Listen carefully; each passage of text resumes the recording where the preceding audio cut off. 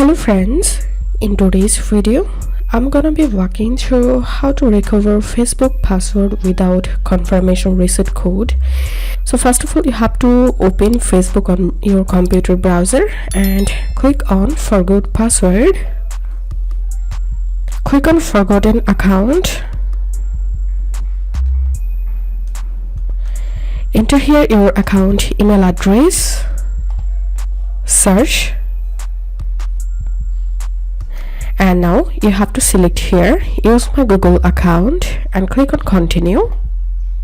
And here we can see my email address has been verified successfully.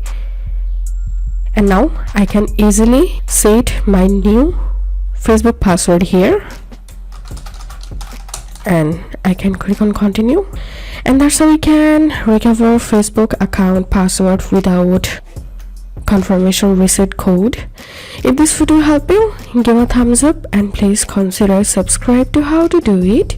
Thank you for watching.